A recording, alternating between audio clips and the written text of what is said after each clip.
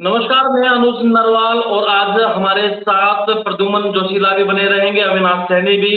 और बड़ा मुद्दा है हरियाणा के नजरिए से देखें तो आज पूरा दिन जो घटनाक्रम हुआ, जिस तरीके से सुबह सुबह खबर आई कि जो इस्तीफा दे दिया है पूरे मंत्रिमंडल ने, और उसके बाद शपथ समारोह और यहाँ से एक किस्म से मनोहर लाल खट्टर की छुट्टी। और इसमें भी बहुत सारी चीजें हैं। सवाल यही है कि एक दरी पर सोने वाले मित्र ने क्यों कर दिया खट्टर का बिस्तर गोल, इस पर हमारा फोकस रहेगा। इसके पीछे की पटकथा क्या रही, किस तरीके की स्टोरी इनसाइड जो स्टोरी रही वो क्या रही, और इसके इम्पैक्ट क्या होंगे हरियाणा की पॉलिटिक्स में। प्रद्युम्न भाई, सबसे पहला रिएक्शन क्या है आपका? कल तक तो तारीफ कर रहे थे, कल तक तो तारीफ कर रहे थे कि हम तो एक ही बिस्तर पर सोते थे, एक ही बाइक पर घूमते थे मनोहर जी। ऐसा लग रहा था कि आगे की बागडोर भी इनके हवाले कर देंगे नरेंद्र मोदी, लेकिन अगले दिन तो कुछ और उल्टा हो गया। ये एक सच्चाई है डॉक्टर साहब। भारतीय जनता पार्टी के शीर्ष नेता जब भी किसी नेता की तारीफ करते हैं तो उसका अगले दिन या उसके कुछ समय बाद उल्टा ही हो जाता है। इसके अलावा पिछले कई सालों से हम एक चीज और देख रहे हैं कि बीजेपी के बड़े नेता जो बात बोलते हैं वो करते नहीं, और जो करते हैं वो बोलते नहीं। जिस चीज की कभी कोई कल्पना नहीं करता, उस तरह के फैसले जब से नरेंद्र मोदी जी के हाथ में भारतीय जनता पार्टी का जो मुख्य रूप से केंद्रीकृत पार्टी हुई है मोदी जी के, तब से लेकर के और आज तक लगातार पिछले 10 साल में लगातार अप्रत्याशित फैसले जो है नरेंद्र मोदी ने लिए हैं, और ऐसे फैसले लिए हैं जिनकी कल्पना कोई आदमी कर नहीं सकता। मैं पहले भी बार बार कहता रहा हूं कि भारतीय जनता पार्टी में सिर्फ 2 ही आदमियों को पता है, उनमें भी एक नरेंद्र मोदी को पूरा और आधा अधूरा अमित शाह को। उसके अलावा जितने बाकी नेता हैं वो सिर्फ एक तरह से अनुमान लगाते हैं, राजनीतिक कयास लगाते हैं। वो कभी अगर सही बैठ गए तो वो तीर लग गई, और अगर गलत बैठ गए तो वो तुक्का हो गया। बाकी आज का जो ये फैसला था, इतना तो निश्चित था कि ये किसी ना किसी दिन होना है, लेकिन ऐसा लग रहा था कि ये लोकसभा चुनाव के बाद होगा। मुख्यमंत्री मनोहर लाल खट्टर को चेंज किया जा सकता है, लेकिन पिछले एक जो हमारा लाइव था उसमें भी हमने कई लगभग 2-3 महीने पहले एक चर्चा की थी कि लोकसभा चुनाव में मनोहर लाल खट्टर जी को करनाल पार्लियामेंट से भारतीय जनता पार्टी टिकट दे सकती है। इसकी संभावनाएं पिछले कई दिनों से चल रही थी, और मेरा तो ऐसा मानना था कि उनको करनाल की बजाय रोहतक से चुनाव लड़ाना चाहिए, ताकि एक तो उनका खुद का गृह जिला हो जाएगा, और दूसरा जो दीपेंद्र हुड्डा या चौधरी भूपेंद्र सिंह हुड्डा परिवार के सामने आज के दिन उनसे बड़ा और कोई नेता प्रदेश में उस नहीं था। तो मनोहर लाल खट्टर जी अब भी करनाल की बजाय अगर रोहतक से ज्यादा चुनाव लड़े तो और ज्यादा दिलचस्प चुनाव होगा। बिल्कुल। दूसरा, जिस तरीके से जहां तक नायब सैनी की बात है, नायब सैनी प्रदेश के एक ऐसे नेता हैं जिन पर लगभग जो भारतीय जनता पार्टी का हरियाणा प्रदेश का जो कैडर है वो सहमत है। और उसका कारण हमने ये देखा कि जो ही उनको भारतीय जनता पार्टी का प्रदेश अध्यक्ष बनाया गया, ओम प्रकाश धनखड़ को हटा करके बीजेपी में के कार्यकर्ताओं में, उसके नेताओं में एक नई एनर्जी आई।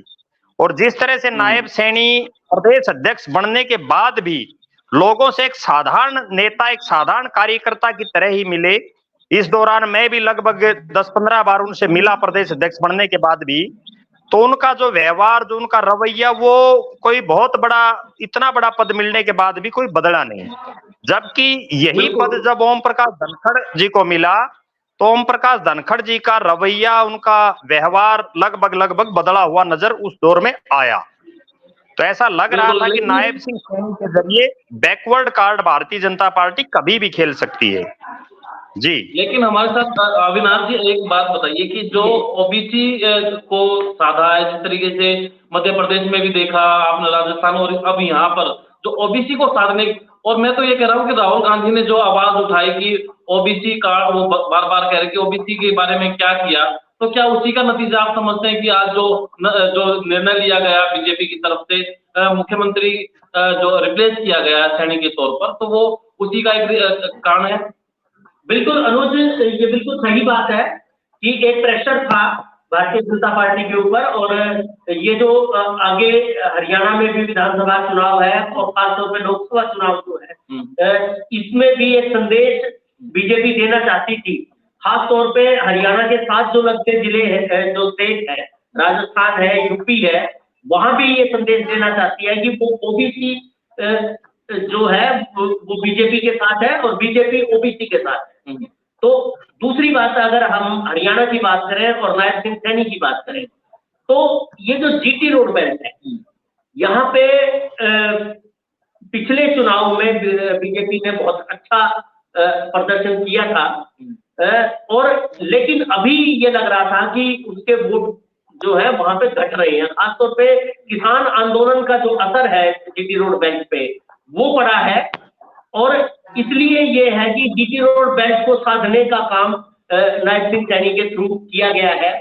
और ये एक सैनी वैसे तो कोई बहुत बड़ा इन्फ्लुएंस नहीं डालते, लेकिन 8% के आसपास सैनी है, तो ये भी है। और कुछ खासतौर पे ऐसे वो है, बिल्कुल सीट है जहाँ पे वो प्रभावशाली है। जी, तो एक आपको क्या लगता है कि अब पार्टी में कोई बूस्ट आएगा, या फिर जिस तरीके से यहाँ पर रिप्लेसमेंट हुई है तो कहीं ना कहीं जो पंजाबी तबका है तो उसमें भी नाराजगी दिखेगी? आपको क्या लगता है प्रद्युमन भाई? देखो, अभी एक बहुत बड़ी बात ये है कि प्रदेश अध्यक्ष पार्टी का कौन बनता है, क्योंकि जो ही नायब सैनी प्रदेश अध्यक्ष चीफ मिनिस्टर बने, अब सबसे बड़ी बात तो ये है कि प्रदेश अध्यक्ष कौन बनता है।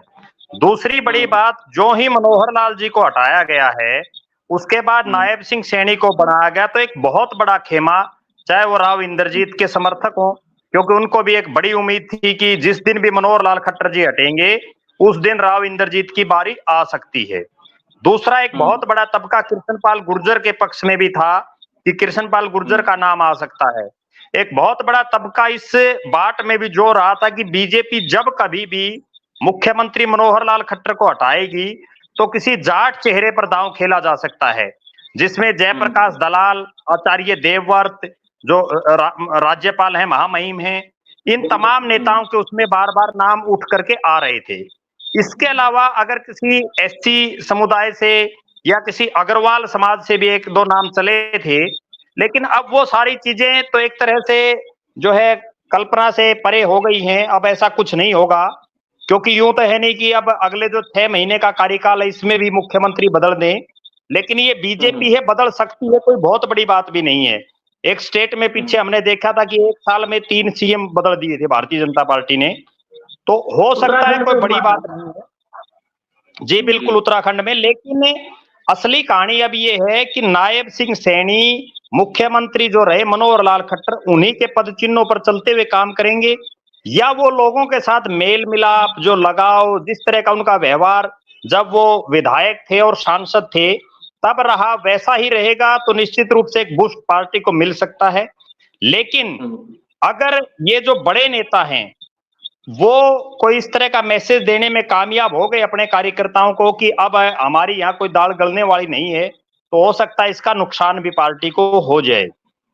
ये अगले 2-4 दिन में जो जीटी रोड बेल्ट की बात कर रहे हैं, तो अनिल विज तो मीटिंग से बाहर निकला है वो, तो अब तो उन्होंने अपना जी मैं एक बात मानता हूं डॉक्टर साहब, अनिल विज की भी मैं इसमें कोई बहुत बड़ी गलती नहीं मानता हूं, क्योंकि वो भारतीय जनता पार्टी के जो सीनियर मोस्ट नेता हैं उनमें शामिल हैं, और लगातार एक इतने बड़े नेता को पार्टी दरकिनार करती रहे। ठीक है, उनको होम मिनिस्टर पार्टी ने बनाया, स्वास्थ्य मंत्री बनाया, लेकिन अब वो पहले मनोहर लाल जी के नीचे मंत्री रहे, अब नायब सिंह सैनी के नीचे मंत्री रहे, तो ऐसा मुझे नहीं लगता कि उनके लिए भी उचित होगा। इसमें एक बीच का रास्ता उनके लिए पार्टी निकाल सकती है, और वो बीच का रास्ता है विधानसभा के स्पीकर का। अगर उन जैसे व्यक्तित्व के नेता को विधानसभा का स्पीकर बना दिया जाए तो कोई एडजस्टमेंट हो सकती है। दूसरी एक कड़वी सच्चाई और मैं आपको बताऊं, जो बड़ी कड़वी है, और वो ये है कि अनिल विज का पूरे हरियाणा प्रदेश में कोई खुद का बहुत बड़ा जो है वोट बैंक खुद का नहीं है, वो केवल अंबाला के नेता हैं। ठीक है, वो जब मंत्री रहे तो उन्होंने कई लोगों को सस्पेंड किया, कहीं छापे मारे, कहीं कुछ किया, तो एक ऐसी छवि उन्होंने जरूर बनाई कि सरकार के ये बड़े एक्टिव मंत्री हैं, लेकिन उसके बावजूद उनका पूरे हरियाणा प्रदेश में अपने दम पर कोई वोट बैंक मुझे नहीं लगता है अंबाला को छोड़ करके। और अगर उसको मंत्री ना बनाने का भी कोई नुकसान पार्टी को होगा तो वो भी केवल अंबाला जिले में या अंबाला के आर पार के क्षेत्र में ही हो सकता है। बिल्कुल, लेकिन जो नाराजगी है दूसरे खेमे में भी, और कह रहे थे कि कल जो घटनाक्रम शुरू हुआ तो कईयों ने अपने कुर्ते पजामे की अपना प्रेस करवा ली थी, और वो सोच रहे थे कहीं ना कहीं चूत उनका भी बैठ सकता है, तो नाराजगी तो होगी सीधी सी तौर पे।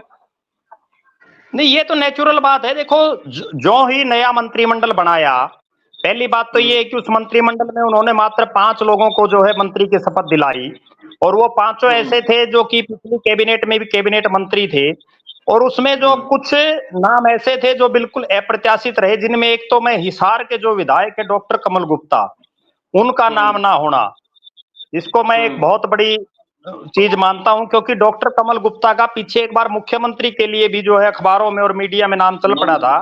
तो कहीं ना कहीं मुझे ऐसा लगता है, मेरा जो निजी ओपिनियन है, कि भारतीय जनता पार्टी में जो अपने आप को बड़ा मानता है, जो अपने आप को ये समझता है कि मैं ही सब कुछ हूं, उसके पल्ले कुछ नहीं छोड़ते, उसको कुछ नहीं मिलता। चाहे वो हमने ये आज देख लिया, चाहे वो डॉक्टर कमल गुप्ता हो जिनकी इस तरह से छुट्टी हुई, चाहे वो अनिल विज जी हो, बेशक वो मीटिंग से बाहर चले गए, लेकिन कहीं ना कहीं पार्टी को एक सामंजस्य उनमें बनाना चाहिए था। इसके अलावा जो कई चेहरे ऐसे थे कि इस कैबिनेट में किसी महिला को भी जगह नहीं मिली।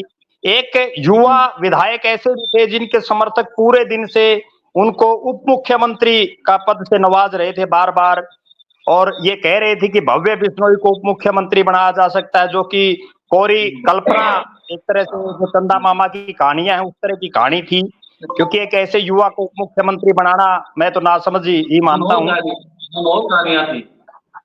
जी जी, मनोहर कहानियां ही थी वो। और इसके अलावा जी, इसमें एक सवाल ये उठता है, इसमें प्रद्युमन भाई और आपसे दोनों से करूंगा कि इसके पीछे की वजह आप क्या मानते हैं अपने तरीके से, कि मनोहर लाल को ये वक्त था कि अब हटा दिया जाए और चुनाव सर के ऊपर है, कभी भी अब कोड लग सकता है, तो स्टोरी क्या है? देखो, भारतीय जनता पार्टी और नरेंद्र मोदी और जो अमित शाह की जोड़ी है, वो लगातार ग्राउंड जीरो के सर्वे के आधार पर और विभिन्न जो उनकी एजेंसियां हैं उनके आधार पर इनपुट लगातार मंगवाती रहती हैं। पिछले काफी महीनों से हरियाणा प्रदेश में भी लगातार कई एजेंसियां सर्वे कर रही थी, कुछ साथी उनमें मुझसे भी मिले थे, और लगातार उसका निचोड़ एक ही आ रहा था कि हरियाणा प्रदेश में मोदी जी की खिलाफत नहीं, यहाँ खट्टर साहब की खिलाफत है। यहाँ के लोग खट्टर साहब की जो नीतियां हैं उसको पसंद नहीं कर रहे हैं, और अगर बीजेपी कहीं हारेगी तो वो खट्टर साहब की वजह से ही हारेगी। ये लगातार, और ये जब हम भी फील्ड में जाते हैं तो अक्सर लोग कहते हैं कि मोदी से कोई नाराजगी नहीं है, लेकिन खट्टर साहब सही काम नहीं कर रहे। और इसका एक जीता जागता प्रमाण ये है कि जब 2019 का लोकसभा चुनाव हुआ तो भारतीय जनता पार्टी 10 की 10 लोकसभा सीटें जीती, और 79 विधानसभा सीटों पर भारतीय जनता पार्टी लोकसभा चुनाव में आगे रही। और उसके सिर्फ 5-6 महीने के बाद ऐसे हालात बने कि खट्टर साहब 40 सीटों पर आ गए, और उन 40 सीटों में भी कई सीटें तो बहुत कम मार्जिन से जो है उनके कैंडिडेट्स जीते, और बड़े बड़े चेहरे जो है उनके हारे, बड़े बड़े मंत्री सरकार के हारे। उसके बाद जो उपचुनाव हुए, चाहे वो बड़ौदा का बाई इलेक्शन हो, उसमें बुरी तरह से हारी भारतीय जनता पार्टी, एलनाबाद का बाई इलेक्शन हो, वहां बुरी तरह से हारी भारतीय जनता पार्टी, और जो आदमपुर का उपचुनाव था उसमें कांग्रेस से ये गलती मैं समझता हूं कि उन्होंने एक भारी प्रत्याशी वहां से चुनावी मैदान में उतारा, वरना तो यहां भी परिणाम कुछ और ही हो सकता था। लिहाजा खट्टर साहब से बड़ी नाराजगी जो लोगों में चल रही है, ये तो होना ही था, और ये लोकसभा चुनाव से पहले हो गया, तो इसका भारतीय जनता पार्टी को कुछ ना कुछ फायदा भी हो सकता है। जी अविनाश जी, 9.5 साल तक जिस आदमी ने कुछ किया नहीं, जो रिपोर्ट्स आप कह रहे हैं कि उस आधार पे किया होगा, और 6 महीने में ऐसा क्या कर देंगे कि सारी चीजें जो 9.5 साल में नहीं हो पाई और 6 महीने में हो सकता है संभव कि नतीजे पलट जाए? आपको क्या लगता है? देखिए, पहली बात तो मैं आपसे सहमत हूँ बिल्कुल कि जो 9.5 साल का टाइम है उसमें जो सरकार के प्रति असंतोष बनता है वो भी इस सरकार के प्रति था, और खास तौर पे मनोहर लाल खट्टर के प्रति था। कानून व्यवस्था की बात करें या नौकरियों की बात करें या विकास की बात करें, तो बहुत सारे मुद्दे थे। और वो जो लोकल लेवल पे जब चीजें सिमटती हैं, जब अपनी अपनी विधानसभा अपने अपने शहर में जाके चीजें देखते हैं लोग, तो वहां पे कोई बहुत ऐसा काम किया हुआ नजर नहीं आ रहा था जिससे कि सरकार के प्रति एक बहुत अच्छी छवि लोगों के मन में बने। तो इस वजह से एक तो ये बात रही है। और दूसरी बात, जिस जेजेपी के साथ मिलके अभी तक सरकार चल रही थी, तो जेजेपी को भी अपने से अलग करना वो जरूरी हो गया था कि जेजेपी के साथ रह के अगर बीजेपी चुनाव लड़ती है तो बीजेपी को नुकसान था। अभी जेजेपी अलग चुनाव लड़ेगी तो इससे बीजेपी को फायदा होने वाला है। और क्योंकि जो जाट वोटर्स है, जो जनाधार है जेजेपी और कांग्रेस का, वो लगभग एक जैसा था, तो उसमें कोई सेंध इधर लग सकती है और बीजेपी को फायदा हो सकता है, मुझे ऐसा लगता है। जहां तक नायब सिंह सैनी की बात है, वो ये बीजेपी ऐसा प्रयोग करती रही है। गुजरात में हुआ, उत्तराखंड में हुआ, दूसरे राज्यों में भी बीजेपी ऐसा प्रयोग एकदम से चुनाव से पहले करती है। कहीं सफल भी होता है और कहीं पे वो असफल भी साबित होते हैं। मैं उत्तराखंड की बात करूं तो खुद मुख्यमंत्री चुनाव हार गए थे, हालांकि पार्टी जीत गई थी। तो यहाँ तो ये भी हो सकता है कि जिस तरह से नाराजगी है, अनिल विज की नाराजगी है, और अभी जैसे जो दूसरे वो थे नेता थे जो मुख्यमंत्री बनने के लिए कुर्ता पजामा सिलवाए बैठे थे या इंतजार में बैठे थे कि खट्टर जब हटेंगे तो उनका नंबर पड़ सकता है। आपने नाम लिया राव इंद्रजीत जैसे बड़े नेताओं का, तो उनकी नाराजगी जो है वो भी कहीं ना कहीं बीजेपी के लिए नुकसानदायक साबित होगी। और पंजाबी समुदाय, जो जाट समुदाय के बाद सबसे बड़ा समुदाय है हरियाणा में, उस पे भी असर पड़ेगा। और कहीं ऐसा ना हो कि अगर नायब सिंह सैनी बहुत संभल के नहीं चलते हैं, बहुत सोच विचार करके काम नहीं करते हैं, कोई बड़ा ब्रेक थ्रू नहीं करते हैं सरकार के स्तर पे कामों के लेवल पे, तो वो कहीं पंजाब में जो कांग्रेस ने जो बदलाव किया था और चन्नी को बनाया था, तो वो हरियाणा के चन्नी ही कहीं साबित ना हो जाए, तो ये भी एक खदशा है। तो इसलिए नायब सिंह सैनी को बहुत संभल के, सबको साथ लेके, जो रूठे हुए लोग हैं उनको मना के आगे चलना होगा। और कोई ऐसा काम जरूर उनको करना होगा जिससे ये लगे कि ये सरकार मनोहर सिंह वाली सरकार नहीं है, उससे अलग सरकार है, उससे अलग फैसले ले सकती है, स्वतंत्र तौर पे फैसले ले सकती है। इसमें अविनाश भाई, जिस तरीके से क्राइम रेट बढ़ा है, जिस तरीके से पोर्टल को लेकर काफी दिक्कतें हैं, परिवार पहचान पत्र को लेकर काफी दिक्कतें हैं, और बीच में चुनाव आ गए, अब कितना क्या होगा वो देखेंगे। लेकिन प्रश्न ये है कि प्रद्युमन भाई की जो हरियाणा की पॉलिटिक्स है उसका डीएनए चेंज कर रही है बीजेपी, ये एक्सपेरिमेंट को किस तरीके से देखते हैं आप? देखो, भारतीय जनता पार्टी ना केवल हरियाणा प्रदेश में बल्कि अलग अलग राज्यों में लगातार इस तरह के एक्सपेरिमेंट करती रहती है। ये एक्सपेरिमेंट मुख्यमंत्री के तौर पर, केंद्र के मंत्रियों के तौर पर, प्रदेश के मंत्रियों, सांसद और एमपी एमएलए की टिकट देते समय भी करती रहती है। पीछे जब नरेंद्र मोदी जी ने एक बार अपनी कैबिनेट का विस्तार किया तो उन्होंने एक ऐसे बिल्कुल साधारण से एक शख्स को जो है मंत्री बनाया था, जो पेड़ पौधे लगाता था, जिसका एक बहुत बड़ा पर्यावरण के क्षेत्र में बड़ा नाम था। और जब उनको मंत्री बनाया गया तो इस तरह की बातें की गई कि ये बहुत बड़ा समाज सेवी है, ये कर देगा, वो कर देगा, लेकिन वो पूरी तरह से फेलियर रहा। तो हो सकता है नायब सिंह सैनी के तौर पर उन्होंने जो ये एक तरह से जुआ खेला है अभी लोकसभा चुनाव से ठीक जस्ट पहले, ये कितना कामयाब हो पाता है, इसमें एक सबसे बड़ा जो बात है वो अगले 3-4 दिन में ही क्लियर हो जाएगी। और वो बात ये है कि जब वो अपने मंत्रिमंडल का विस्तार करेंगे, वो किस तरह के लोगों को उस मंत्रिमंडल में शामिल करते हैं। क्योंकि पिछला जो मंत्रिमंडल मनोहर लाल जी का था, उसमें बहुत से ऐसे मंत्री थे जो सिर्फ अपने अपने हल्के के ही मंत्री बनकर के सीमित रह गए थे। मंत्री होता है वो पूरे प्रदेश का होता है। आधा दर्जन से ऊपर ऐसे मंत्री उस सरकार में थे जो अपने इलाके के अलावा कहीं जाते ही नहीं थे। कोई सरकारी कार्यक्रम में ड्यूटी लग गई तो चले गए, वरना वो अपनी विधानसभा के अलावा भी बाहर नहीं जाते थे। अगर इसी तरह के मंत्री इन्होंने बनाए तो ये निश्चित रूप से जीरो साबित होगा। और अगर इन्होंने ढंग के अपना जो है मंत्रिमंडल में लोगों को जगह दी, दूसरा प्रदेश अध्यक्ष कौन बनता है, नई टीम में किन किन लोगों को शामिल करते हैं, कौन कौन चेयरमैन बनते हैं, क्योंकि इस सरकार के कई नाराजगियां हैं। बीजेपी के जो नेता हैं वो इसलिए नाराज हैं कि उनको चेयरमैन नहीं मिली।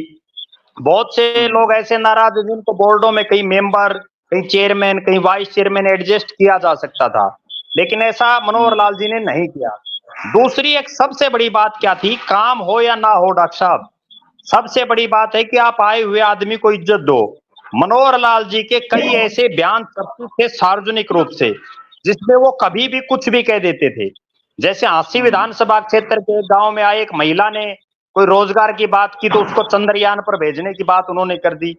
एक किसी गुराना गांव में या और भी कई गांव में जहां भी कोई प्रश्न पूछता तो मुख्यमंत्री जी कहते कि मेरी सिक्योरिटी वाले अलर्ट हो गए हैं। तो उनके जो लोगों से ना मिलना, लोग सीएम हाउस में हरियाणा के बीजेपी के बड़े बड़े नेता भी नहीं जा पाए होंगे पिछले 9 सालों में। तो मुख्यमंत्री जी ने अपने दरवाजे बंद कर रखे थे, लोगों से उनकी कोई बात नहीं हो रही थी, तो उनको ग्राउंड जीरो का पता कैसे चलेगा, इसलिए सारा सिस्टम फेल था। वरना आप एक चीज देखिए, बीच में टोक रहा हूं आपको, ईमानदारी के बड़े डोल थे कि ईमानदार मुख्यमंत्री है, ईमानदार मुख्यमंत्री है, लेकिन इस तरीके से आप मान लो कि चुनाव में जाएंगे तो लोग सवाल तो पूछेंगे कि 9.5 साल में आपने किया क्या, जो ईमानदार मुख्यमंत्री थे उसको हटा क्यों दिया, सवाल तो बनेंगे ना। देखो मैं अगर खुद बोलूंगा तो ये बात जो है थोड़ी ठीक नहीं होगी, लेकिन फिर भी अगर ईमानदारी का इतना ही ढोल उन्होंने पीटा, इस सरकार में पहली बार वो काम हुए हैं जो जिंदगी भर हरियाणा प्रदेश में नहीं हुए भ्रष्टाचार के मामले में।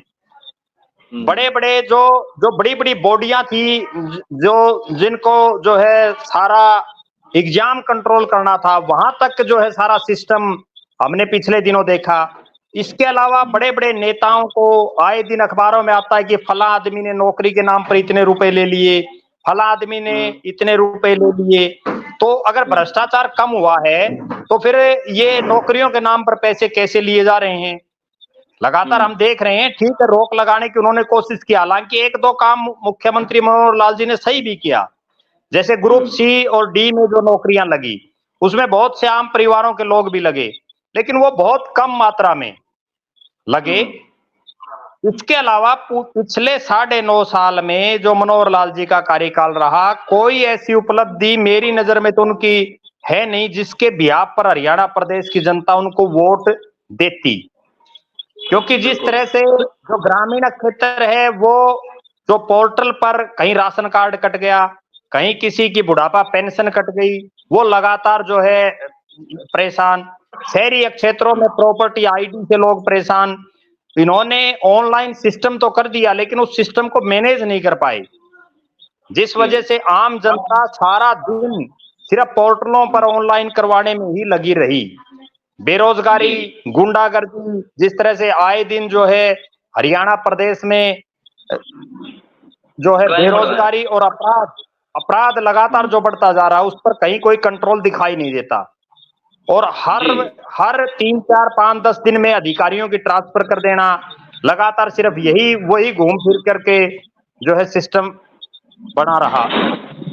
जी प्रद्युमन भाई कुछ अविनाश भाई कहना चाहते थे बीच में आप। जी जी जी नहीं, मुझे तो मैं आपकी बात से सहमत हूँ।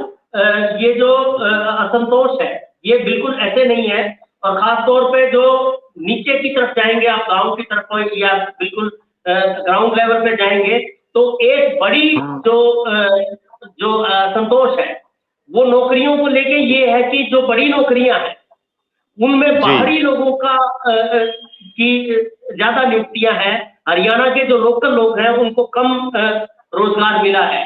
बड़ी जो फैसले लेने वाली जगह है वहां पे बाहरी लोगों को नियुक्त किया गया है। तो मेरे को लगता है कि सैनी को जी चेयरमैन भी कई जो बोर्ड और जो महत्वपूर्ण डिपार्टमेंट्स हैं उनके चेयरमैन भी बाहर के लगा रखे हैं, हरियाणा से बाहर के। तो वही है, वही कहीं ना कहीं सवाल तो उठेंगे कि प्रदेश में इस तरीके के लोग होने के बावजूद भी भारी लोगों को वहां पर बिठाने का मतलब क्या है? अब प्रश्न दो उठते हैं जनाब कि एक निर्दलीय जो विधायक रहे, उनकी क्या भूमिका होने वाली है?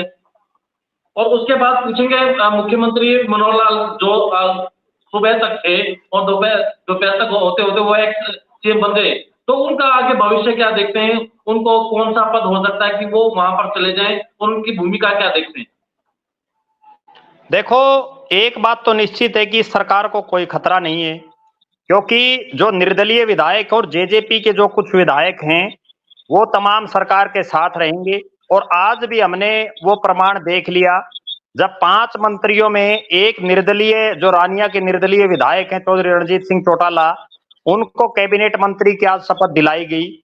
तो निश्चित रूप से निर्दलीय विधायक तो कहीं जाने वाले नहीं हैं।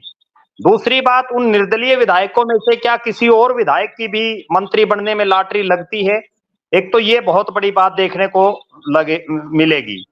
दूसरी बड़ी बात, जेजेपी से जो लोग टूट करके आते हैं, क्योंकि आज एक बहुत बड़ी बात ये भी रही कि देवेंद्र सिंह बबली को भी मंत्री नहीं बनाया गया। देवेंद्र सिंह बबली लगातार जो है मुखर थे और लगातार मुख्यमंत्री मनोहर लाल के संपर्क में थे, लगातार वो भारतीय जनता पार्टी के जो है नीतियों को लगातार आगे बढ़ा रहे थे। उसके बावजूद उनको भी मंत्रिमंडल में जगह ना मिल पाना एक बड़ा प्रश्न है। अब जो आप कह रहे हैं कि मनोहर लाल जी का क्या होगा, मनोहर लाल जी का मुझे ऐसा लग रहा है कि अभी आज के हालात में संजय भाटिया जी को प्रदेश अध्यक्ष बनाया जा सकता है, जो अभी फिलहाल करनाल के सांसद हैं, और हो सकता है मुख्यमंत्री मनोहर लाल जी को करनाल से या रोहतक से पार्लियामेंट का चुनाव लड़ाया जा सकता है।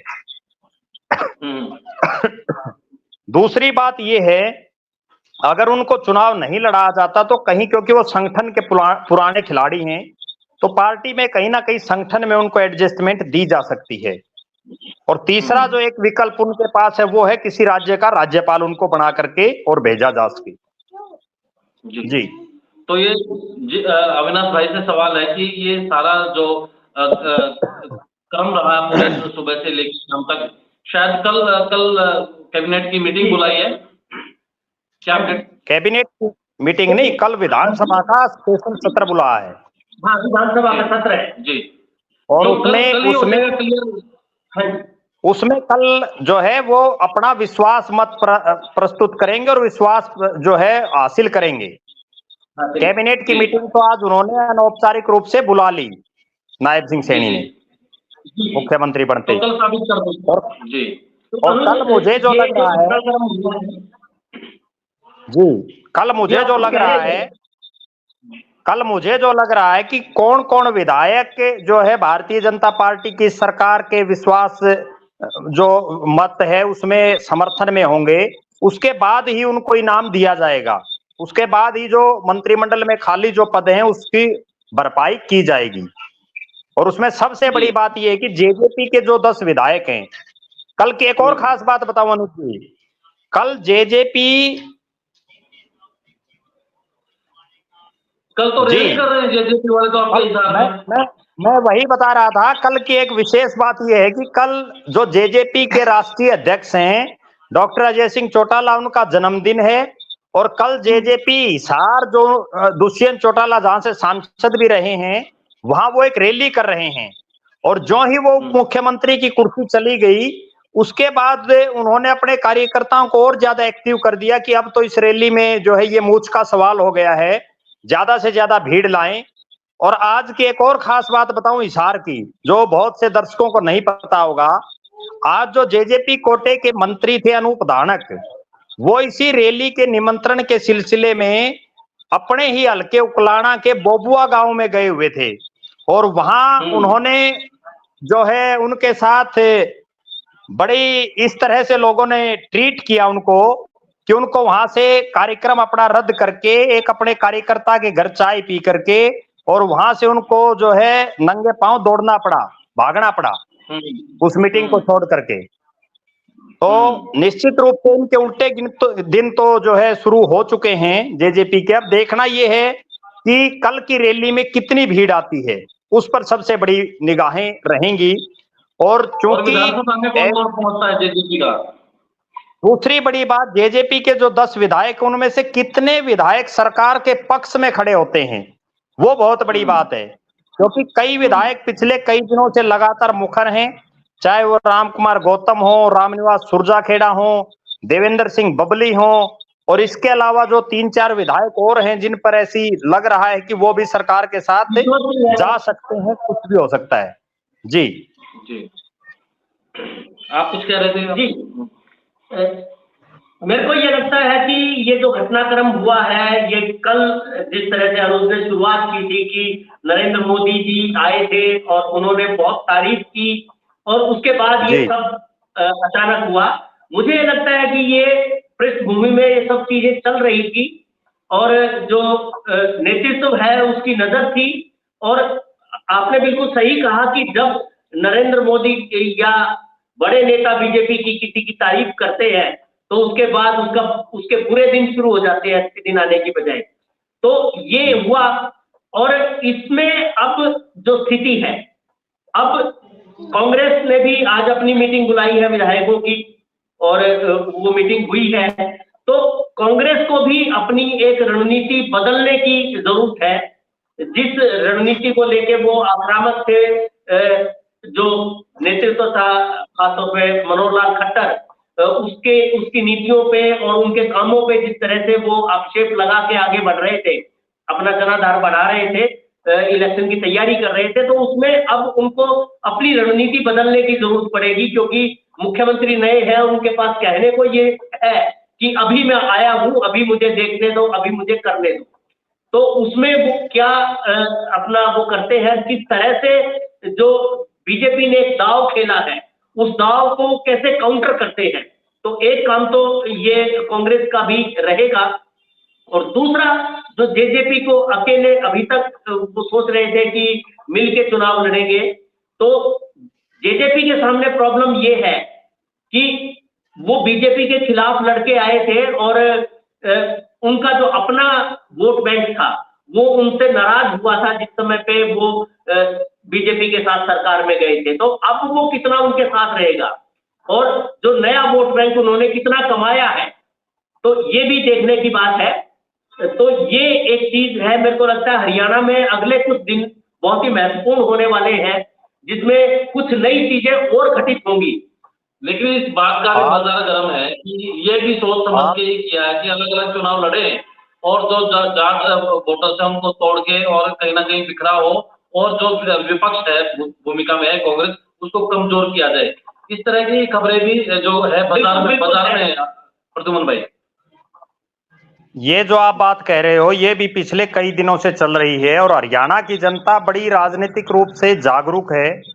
जहां तक बात है जेजेपी के वोट बैंक की, जब 2019 में उन्होंने विधानसभा का चुनाव लड़ा और जिन लोगों को उन्होंने विधानसभा की टिकटें दी, जिनमें जो बड़े बड़े चेहरे थे, बेशक वो कुछ चुनाव हार गए, लेकिन उनमें से बहुत से आज के दिन जेजेपी को छोड़ चुके हैं।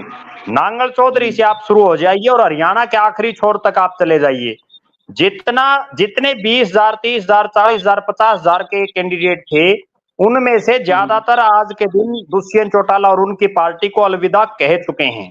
बहुत से नेता और कार्यकर्ता भी अलविदा कह चुके हैं।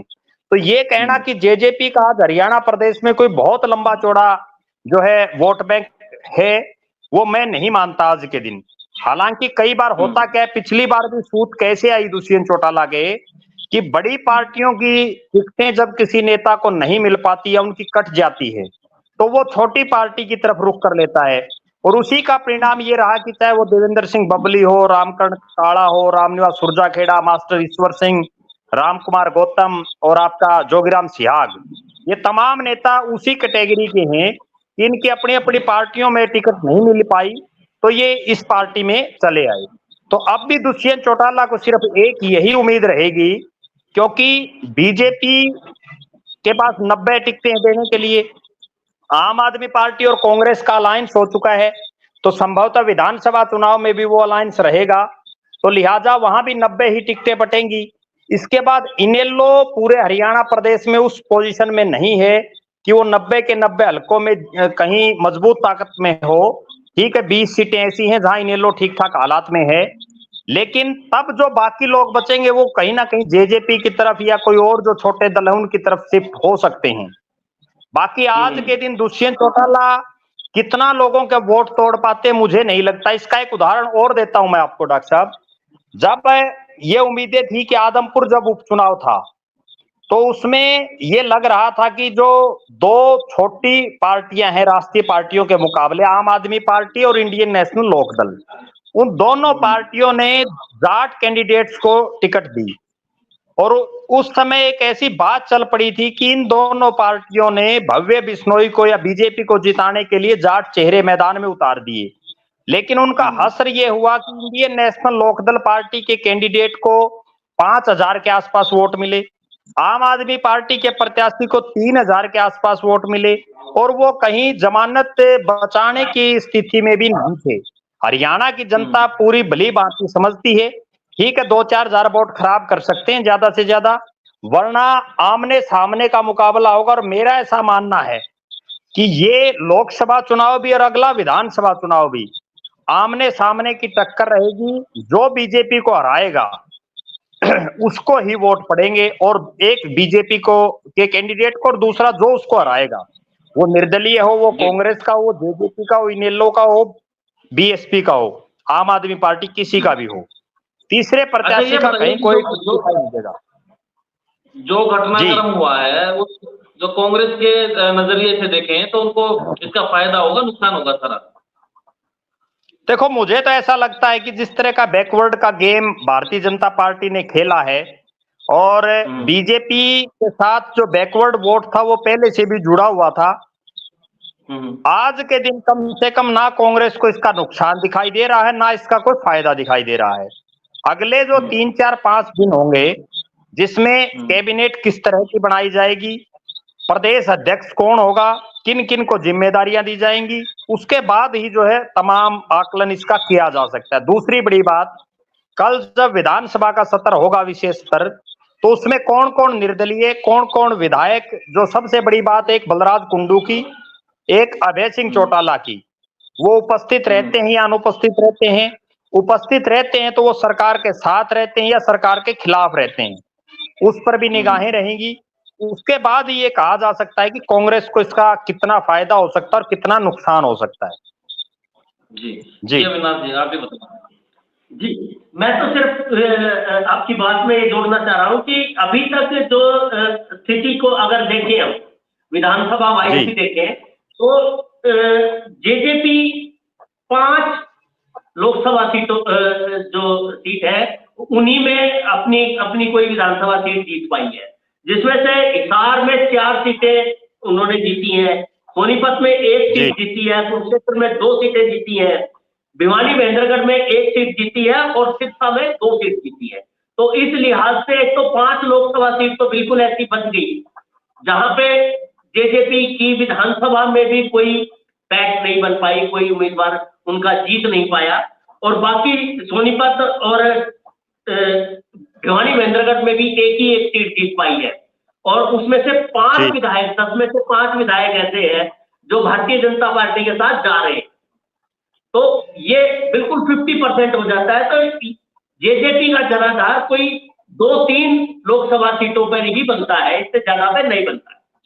अब तो बुधवार को का दिन भी पूरा विशेष रहेगा क्योंकि विशेष सत्र भी है, और वहां पर कौन कौन पहुंचते हैं और हिसार में कौन पहुंचते हैं जेजेपी की उस रैली में, तो ये भी देखना होगा। उससे आगे रास्ता निकलेगा राजनीति का, कहाँ क्या कुछ होगा, तो उस पर भी हम चर्चा करेंगे। और आज का तो यही था कि क्यों यहाँ पर मनोहर लाल खट्टर का ऐसा विकल्प के तौर पर यहाँ पर जो नायब सैनी है उनको चुना गया, क्यों मंत्रिमंडल को यहाँ पर बिल्कुल नए सिरे से बनाने की बात की गई, गठबंधन क्यों टूटा, और इसके जो मनोहर लाल खट्टर है उनका आगे का कदम क्या हो सकता है, वो चुनाव लड़ेंगे या फिर किसी स्टेट के वो राज्यपाल बनेंगे। तो तमाम बिंदुओं पर हमने बात की। प्रद्युम्न भाई और अविनाश जी, आपका बहुत बहुत धन्यवाद। कल भी हम जुड़ेंगे इस मुद्दे के ऊपर कि विशेष सत्र में क्या कुछ हुआ, और जो हिसार के आप में कि हिसार में जो रैली है उस पर भी हम निगाह बनाए रहे हैं। धन्यवाद जी। धन्यवाद।